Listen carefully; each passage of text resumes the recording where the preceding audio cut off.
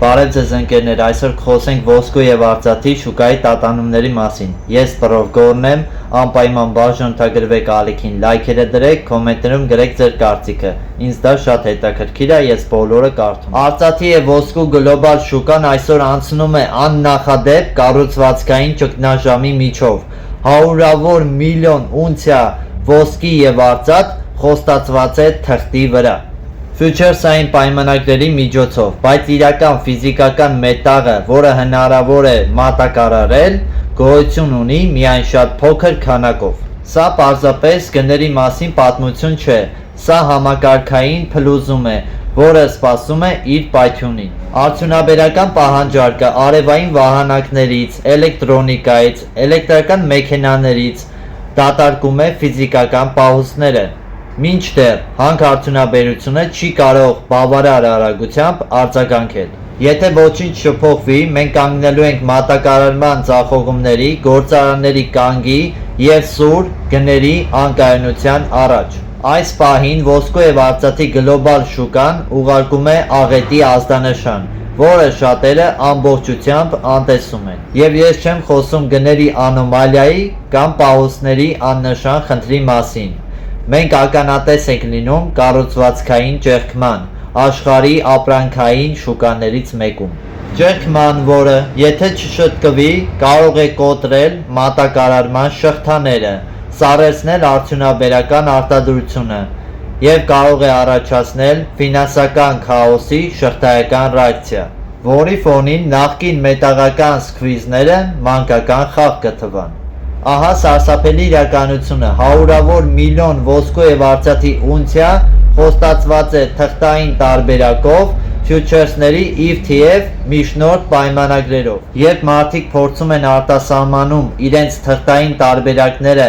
փոխանակել իրական ֆիզիկական մետաղի, պարզվում է, որ պահուստները գրեթե դատարկ են։ Համակարգը սկսում է կոտրվել իր սեփական ծանրության տակ։ Դա նման է նրան, երբ պարզում ես, որ բանկդ պահում է 5% կանխիկ գումար այն գումարից, որը խոստացել էր։ Ամեն ինչ աշխատում է այնքան ժամանակ, քանի դեռ բոլորը միաժամանակ չեն ուզել իրենց գումարը։ Այդ պահին տեղի ունենում լիակատար փլուզում։ Սա դավադրության տեսություն չէ։ Սա տեղի ունենում հենց հիմա։ Փաստագրված փոխանակումների տվյալներում, պահոստային պայմանագրերում եւ մատակարարման շղթաների լուր խուճապում։ Եվ ժամացույցը աշխատում է, որովհետեւ ամեն անցնող օր արծաթը ու ոսկին դուրս են գալիս համակարգից։ Ավելի շատ պայմանագրեր են կնքվում, ավելի շատ խոստումներ են տրվում, իսկ խոստման եւ իրականության միջև եղած ճեղքը մեծանում է, ինչպես անդունդ մեր ոտքերի տակ։ Ինչու է կարևոր սա, նույնիսկ քեզ համար։ Ոսկին եւ արծաթը պարզապես փայլուն մետաղներ չեն։ Այն ժամանակակից արդյունաբերական քաղաքականության տարրերից մեկն է։ Արևային վահանակներ, սմարթֆոններ, ավտոմոբիլային էլեկտրոնիկա, բժշկական սարքավորումներ, պաշտպանական արդյունաբերության ոսկու եւ արծաթի պակասը նշանակում է ոչ թե ներդրողների անհարմարություն, այլ գործարանների կանգ, մատակարարման շղթաների փլուզում եւ տնտեսական շոկ։ Խնդրի արմատները հանքարդյունաբերությունը չի կարող արագ արձագանքել։ Արծաթի մոտ 70%-ը ստացվում է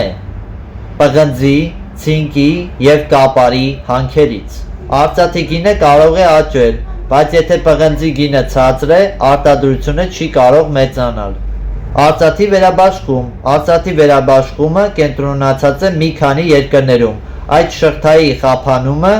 խեղդում է ամբողջ շուկան։ ETF-ները ֆիզիկական մետաղ են դուրս բերում շրջանառությունից, եւ ներդրողները գնում են արծաթի ETF-ը, այդ ֆոնդերը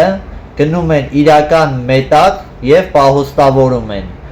Այդ մետաղը դուրս են բերում արդյունաբերությունից։ Արդյունաբերական պահանջարկը չի կարող սակարկել։ Արևային վահանակներ արտադրողը չի կարող ասել. քիչ արծաթ կօգտագործեմ։ Ֆիզիկան դա թույլ չի տալիս։ Ինչ է լինելու, եթե ոչինչ չարվի։